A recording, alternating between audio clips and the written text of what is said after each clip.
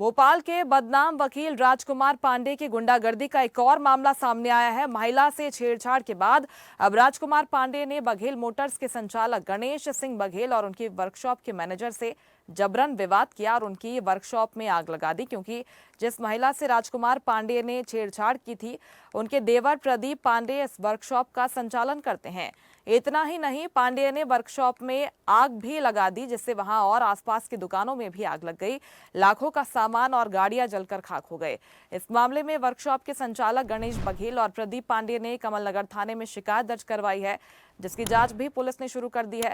इस घटना के बाद राजकुमार पांडे फरार है।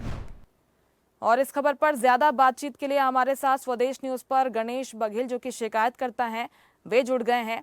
गणेश जी, बहुत स्वागत है सबसे पहले आपका स्वदेश न्यूज पर। बताइए जरा ये पूरा मामला क्या है, क्योंकि जिस तरह से गुंडागर्दी की तस्वीरें हम देख पा रहे हैं, एक दुकान में आग लगाई गई, कई दुकानें इसकी जद में आई हैं, क्या कहेंगे आप? हमारे दुकान में प्रदीप पांडे काम करते हैं जी, और रात में वहीं सोते भी हैं दुकान में। उनकी भाभी के साथ राजकुमार पांडे ने छेड़खानी किया था, कुछ दुर्व्यवहार किया था, जिसके तहत पुलिस ने गंभीर अपराध दर्ज किया था। लेकिन पुलिस की नाकामी ये रही कि अगर उसकी गिरफ्तारी कर लेते तो इतनी बड़ी घटना नहीं घटती, जो 60-70 लाख का हमारा पूरा सामान पर सबको खाक कर दिया जलाकर। जबकि अपराधी जो है पुराना आपराधिक रिकॉर्ड है और थाने के जस्ट पीछे रहता है। और एक दिन पहले वो धमकी देने भी आया था प्रदीप पांडे, हमारे यहाँ जो काम करता है उसको, जिसका प्रूफ पूरा थाने को दिया गया है। लेकिन अभी तक पुलिस ने उसके खिलाफ कोई कार्रवाई ऐसी नहीं किया है कि उसमें एफआईआर करके गिरफ्तारी करती है, और वो खुलेआम घूम रहा है।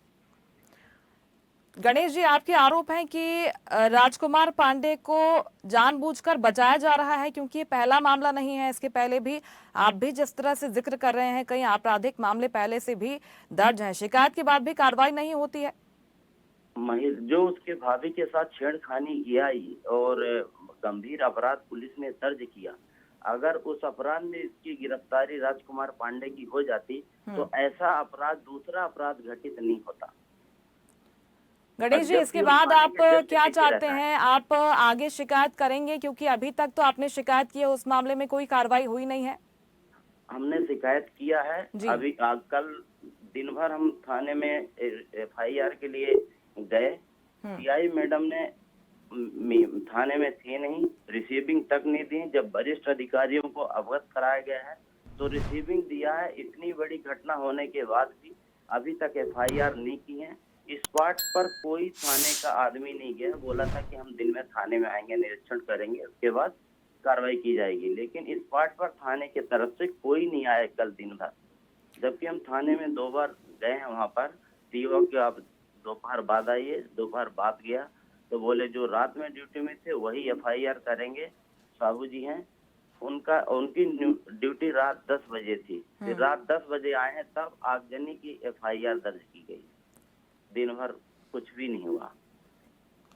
ठीक है, कुल मिलाकर मामले को टालने की कोशिश हो रही है, लेकिन बेहद गंभीर मसला है। इस मामले में अगर शिकायत की जा रही है तो कार्रवाई होनी चाहिए। फिलहाल बहुत शुक्रिया आपका गणेश जी, स्वदेश न्यूज पर जुड़ने के लिए, हमसे बातचीत के लिए।